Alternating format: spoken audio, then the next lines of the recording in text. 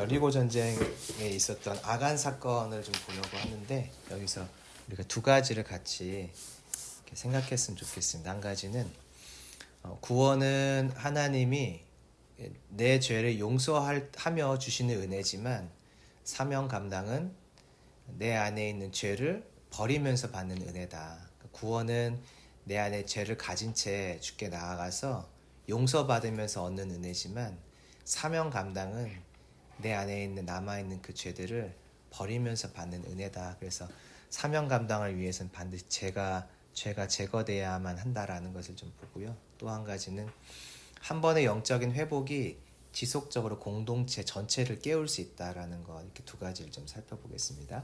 자, 7장 11절을 좀 보시면요. 이스라엘 백성들이 여리고 전투에서 순종하는 가운데 보이진 않았어요. 보이진 않았던 불순종이 있습니다. 1계명을 어겼고요. 도둑질했으니까 8계명을 어겼고, 속였으니까 9계명을 어겼고, 또 21절을 보시면 탐심에 대한 이야기가 나오거든요. 그래서 10번째 계명을 어겼어요. 1계명, 8계명, 9계명, 10번째 계명을 다 어겼습니다. 아간이. 이건 보이지 않는 죄였어요. 순종하는 가운데 보이지 않는 불순종이 있었죠. 21절을 보면 그가 가져갔던 것들이 나오는데, 시날산의 아름다운 외투 한 벌, 그리고 은, 그 다음에 금이에요. 17절을 보시면 6장 17절을 보시면 주님이 처음 하셨던 명령이 나오거든요. 어떤 명령이냐면 성의 모든 것은 다 여호와께 바치라. 18절을 보시면 바친 것은 절대 취하지 말라. 여기 보니까 19절에 은과 금 얘기가 나와요. 은금 동철 기구들은 다 여호와께 구별하여서 여호와의 곳간에 드릴지니라. 그러니까 아간이 은과 금을 훔쳤다는 것은 탐나니까 가져간 것은 맞는데 하나님 것을 가져간 거죠. 하나님 것을 내 것을 여겼으니까 지금 아간은 하나님이 되어 있는 것이에요. 이 자리에서 아간은 왕이 되어버렸어요. 하나님 것을 그분께 드리지 않고 내가 취했으니까 하나님의 자리에 본인이 들어간 거죠. 그래서 1계명, 나 외에 다른 신을 섬기지 말라고 하는 이 1계명도 그는 결국 어기게 됐어요. 그 결과가 무엇인가? 아이성에서 패배하는 거죠. 7장 3절을 보면은 사람들에게 갑자기 자신감이 찾아와요. 여리고성에서 이긴 이후에 갑자기 자신감이 찾아와가지고 2,3,000명만 가면 되겠다. 갑자기 이야기를 해요. 4절 봤더니 3,000명쯤 올라갔다고 돼 있죠. 5절 보니까 30명쯤 죽고, 우리 이스라엘이 36명쯤 죽고 도망 나왔다, 이렇게 되어 있습니다. 분명히 여리고 전투에서 승리하였는데 그때 겸손함으로 잘 승리를 했거든요. 근데 왜 갑자기 이런 교만이 찾아왔을까? 이유는 다 같이 잘 순종했는데 눈에 보이지 않는 아간의 범죄가 있었어요. 하나님의 자리에 앉는 아간의 범죄가 있었죠. 이 죄가 보이지 않았거든요. 숨겨져 있었기 때문에. 그런데 아이성 전투를 하러 나갈 때 보이지 않던 이 작은 죄가 이스라엘 전체를 영적으로 감싸버렸어요. 이 영적 어두움이 감싸버리죠. 그러니까 다 같이 갑자기 교만해지고 자신감이 생기면서 나갔다가 결국 아이성에서 패배했죠. 아간의 범죄 때문에 현재 일어난 일은 아이성에서의 패배예요. 한 사람의 작은 범죄가 보이지 않던 것이 눈에 보이게 갑자기 드러났고, 한 사람의 범죄가 이스라엘 전체를 뒤엎어서 그들이 하나님 앞에서 영적으로 어두워지는 결과를 갖고 왔습니다. 자, 그런데 이 결과가 현재만 일어나는 것이 아니라 12절, 7장 12절을 보면 미래에도 일어나요. 뭐라고 되어 있냐면 물건을 멸하지 않으면 다신 너희와 함께하지 않을 것이다. 이 이야기를 다르게 말한다면 가나안 정복은 불가능하다. 조금 더 다르게 말한다면 사명 감당은 불가능하다. 이렇게 주님이 선포를 하시죠. 그래서 13절을 보면은 온전히 바친 물건이 너희 가운데 있는데 제하기까지는 원수 앞에서 능히 맞서지 못하리라. 그러니까 이 죄를 가지고서는 사명 감당이 절대 안 된다, 불가능하다, 이 이야기를 지금 주님이 하고 계세요. 그럼 왜 이렇게까지 되었나? 이제 그 과정을 살펴보면은 여호수아 5장까지 넘어갈 수가 있어요. 5장에 보니까 6월절이 나오거든요. 이스라엘이 6월절을 지켰는데 6월절은 곧 무교절과 연결해서 지키잖아요. 6월절 다음에 무교절이니까 무교절 때 하는 일은 무엇인가 봤더니 누룩을 제거하는 일이죠. 누룩은 내 안에 있는 죄를 정리하는 것. 이게 누룩을 제거하는 일이잖아요. 그러니까 유월절 지켰다는 말은 곧 무교절도 연이어서 지켰다라는 뜻이 되죠. 유월절은 잘 지켰는데 무교절, 누룩을 제거하는데 실패한 것이에요. 거기서부터 아간의 범죄가 일어난 거죠. 누룩을 제거해야 되는 기간에 누룩을 제거하지 못했어요. 그러니까 자아가 죽어야 되는 기간, 내 자아는 죽는 자리까지 나가지 못한 것이죠. 유월절은 지나갔는데 무교절 통과가 안 됐어요. 예수님 믿고 구원받는 은혜는 경험했는데 계속 자아의 죽음, 죄를 버리며 살아가는 무교절을 통과하지 못했어요. 그랬더니 결과적으로는 사명은 감당하지 못하는 거죠. 믿음으로 구원은 가능하겠지만 유월절 통과하니까 그러나 사명 감당은 안 되는 것이죠. 그래서 사명을 감당하기 위해서는 반드시 죄를 버리고 자아를 죽이는 일이 필요한 것이죠. 이 일과 함께 사명을 감당할 수 있어요. 그래서 사명 순종을 위해서는 죄 죽임이 반드시 일어나야 합니다. 그럼 하나님께서 왜 여리고 전투를 할 때 모든 것을 바치라고 왜 말씀하셨는지 이제 우리가 알 수가 있어요. 목적은 무엇이었나 봤더니 숨은 누룩을 드러내기 위해서예요. 그러니까 이스라엘 백성들이 지금 다 같이 순종하며 나아가는데 하나님의 눈에는 그 백성들 안에 숨어있는 누룩이 보이는 것이죠. 아간의 죄는 하나님 눈에만 지금 보이고 있어요.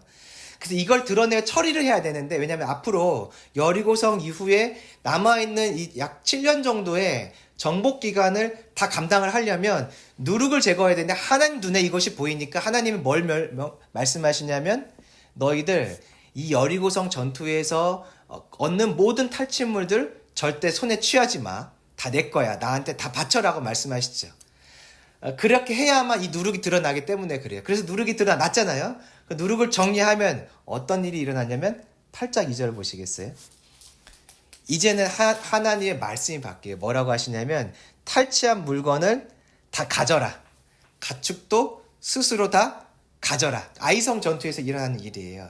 원래 이게 하나님 요청이에요. 자, 신명기 20장 14절을 보면은 이제 가나안에서 전투를 할 때 너희들이 어떻게 해야 될지에 대해서 이 탈취물들에 대해서 어떻게 할지에 대한 이야기를 이미 하셨어요. 그러니까 하나님 명령은 이게 먼저예요. 신명기 20장 14절을 보면 여자와 유아와 가축, 성읍 안에서 있는 모든 것들을 너희가 탈취물로 다 가져라. 이게 신명기에서 이미 하신 말씀이니까 이 요단강을 건너기 전에 하나님이 이 요청을 하셨어요. 이게 하나님의 첫 마음이에요. 그런데 이들이 여리고성 전투를 하러 갈 때 봤더니 제거해야 될 누룩이 남아있는 것이죠. 그러니까 하나님이 뭐라고 말씀하시냐면 자, 내가 이미 그렇게 말한 건 맞는데 자, 너희들 여리고성 전투에서는 다 나에게 바쳐야 돼 라고 요청을 하시는 거죠. 그래야 누룩이 드러나서 누룩을 제거할 수 있기 때문에 그래요. 이 누룩이 제거되니까 여호수아 8장 27절을 보면은 가축과 노략한 것을 다 탈취했다라고 되어 있어요. 여리고성 전투에서는 못 가지게 하셔서 누룩이 드러나겠고 누룩이 제거되니까 신명기의 약속대로 다시 시작하시는 것이죠. 모든 것을 가져라. 하나님이 이미 여호와의 곳간에 충분하게 여리고성 전투에서 얻은 것들을 채워줬으니까 난 이제 배부르다. 충분하니까 너희들 가져라. 그 말씀하시는 게 아니죠.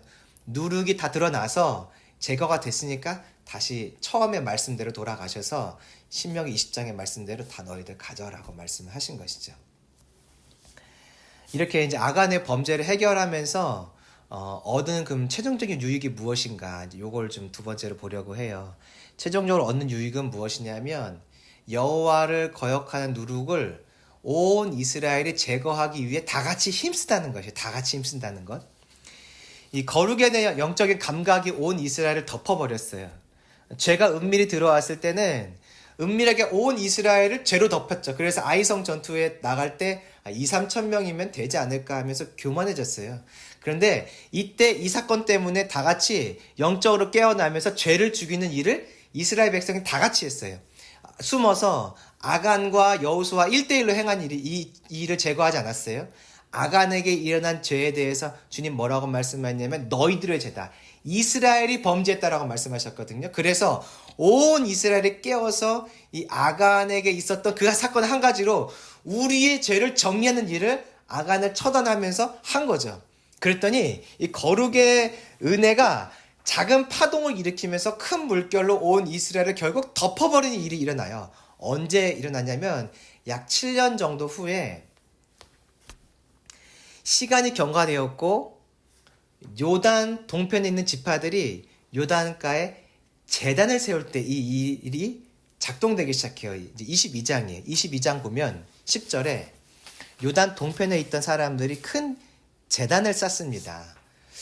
왜 그랬냐면 요단 서편에 있는 사람들이 우리를 잊어버릴까봐, 나중에 우리를 잊어버리고 너희는 우리와 관계없다라는 말을 혹시 할까봐, 아니다, 우리도 너희들과 같이 하나님을 섬기는 자들이야 라는 것을 증거로 남기려고 제단을 세워요. 27절을 봤더니.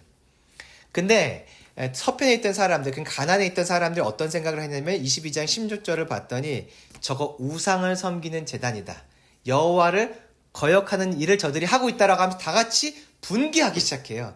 이 일이 그러니까 이스라엘 백성들이 점령을 거의 맞춰갈 때쯤에, 땅을 분배하며 맞춰갈 때쯤에 그 동편에 있던 사람들이 짓는 어떤 죄같이 보이는 일에 온 이스라엘 다 같이 일어나서 저거 정리해야 된다 할 때 했던 말이 있어요. 22장 20절을 보면은 아간의 범죄 너희들 기억하지 않냐, 2번은 안 된다, 우리가 그때 그 일 경험했지 않냐, 너희들 또 그런 죄 지으면서 2번 우리가 그런 고난 겪으면 안 된다라고 말하면서 약 7년 전에 있었던 아간의 사건을 가지고 와서 사람들이 이 일은 더 이상 용납할 수 없다라고 말하기 시작해요. 물론 오해였어요, 오해. 그런데 신기하죠. 7년 전 정도에 있었던 그 아간 사건이 다시 떠오르기 시작하면서 사람들이 우리 안에 드러나는 이 누룩을 제거해야 된다라고 같이 말하기 시작해요. 아간이 처음 범죄할 때는 아간 한 사람의 범죄가 온 이스라엘을 덮어서 아이성에서 패배하게 만들었어요. 그런데 이 죄를 잘 처리했더니 온 이스라엘이 깨어서 다 같이 죄를 처리하면서 죄를 한번 잘 처리했더니 약 7년 뒤에 그때 그 사건이 떠오르면서 다시 한번 이 누룩이 반복되거나 확산되는 일을 절대 허용할 수 없다며 온 이스라엘이 다 같이 영적으로 깨어나서 이걸 처리하라고 하죠. 죄가 누룩처럼 순식간에 공동체를 덮는 것처럼 죄를 잘 처리하고 나면, 한번 잘 처리하고 나면 오히려 공동체가 그 하나님을 향한 거룩으로 덮여버릴 수 있어요. 심지어는 그 은혜가 시간이 지나면서도 또 승리할 때, 원래 이때 은혜가 떨어지기 시작하면서 사람들이 범죄하잖아요. 근데 아니었어요. 죄가 들어왔지만 잘 처리하고 났더니 거룩이 온 이스라엘을 덮어버렸는데, 승리 가운데도 계속 거룩하고 잘 되는 가운데도 계속 거룩하고 작은 죄가 보이는 것처럼 느껴질 때 이스라엘이 다 같이 깨어서 영적으로 민감하게 이것을 처리하려고 하는 은혜의 자리까지 들어가게 되는 것이죠. 그러니까 죄는 들어올 수 있어요. 하지만 죄를 잘 처리 안 하면 이게 엄청나게 큰 은혜가 되어서 계속 깨어있을 뿐 아니라 하나님 앞에서 더 큰 거룩으로 나갈 수 있는 동력이 될 수도 있는 것이죠. 잘 처리만 하면. 그래서 오늘 말씀을 정리를 하면 2가지예요. 첫 번째는 사명 감당은 죄를 제거하면서 받는 은혜이다. 2번째, 한 번의 영적인 회복이 시작이 되면, 잘 시작이 되면 지속적으로 공동체 전체를 거룩하게 깨울 수 있다. 이것이 오늘 하나님이 주시는, 저에게 주시는 메시지이고 우리에게 주시는 메시지입니다. 이 말씀 기억하면서 좀 기도했으면 좋겠어요.